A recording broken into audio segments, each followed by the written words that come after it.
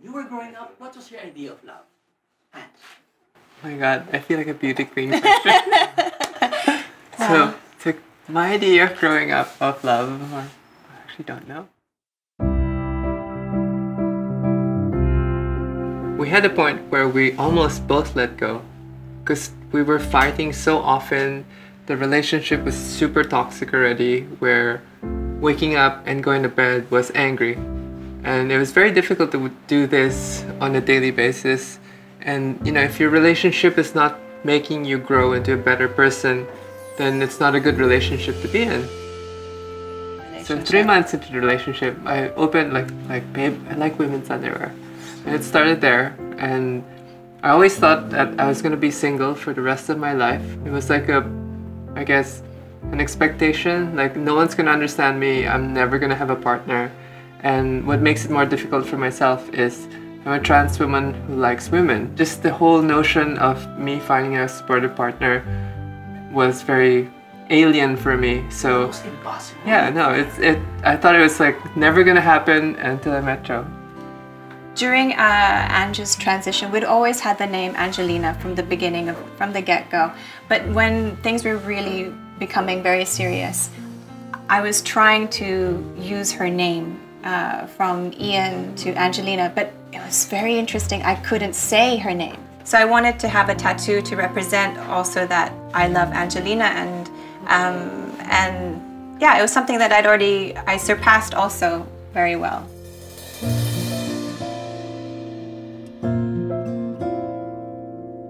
Probably the most difficult time for me as your spouse was the confirmation that you are going to transition. When you decided, when you told me, babe, this is what I want with my life. This is when Dad had recovered and you started looking at your life in different perspectives. That's when I knew that, oh, okay, this is no longer fun time. This is no longer carnival time. This is really serious already. We landed in one of the airports where it was super struggle. Like the airport security was a struggle.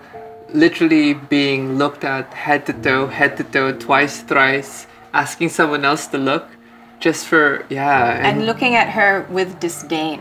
I was in a car show and I had to use the bathroom. And in the bathroom were, I guess, the promo girls, and some of them gave me like stink eye. Not just stink eye. But she said something to you. Yeah, she said, dapat hindi ka dito. And I go, maghuhugas lang. I get that a lot from people who've known me for a long time but haven't seen me. And they're like, it's my first time to see you. How do I do this? And I explain, like female pronouns.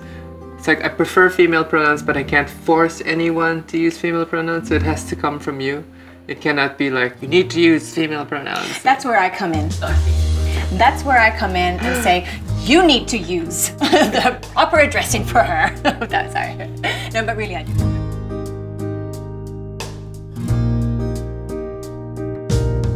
I would like to advise those who are the friends and family who may have a friend or a family member experiencing what we are. I suggest that you start by opening your heart. That way your mind is open to possibilities, but always keep in your heart that you love this person. And if you love this person unconditionally, watch this person grow and watch yourself grow in abundance. It really works.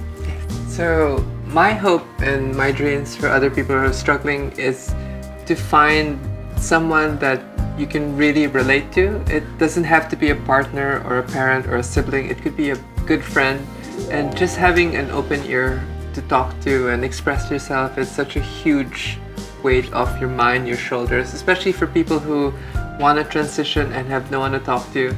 I want to tell you that don't lose hope, because I thought my hope was gone already completely, and when I met Joe, everything changed, and you just have to be patient.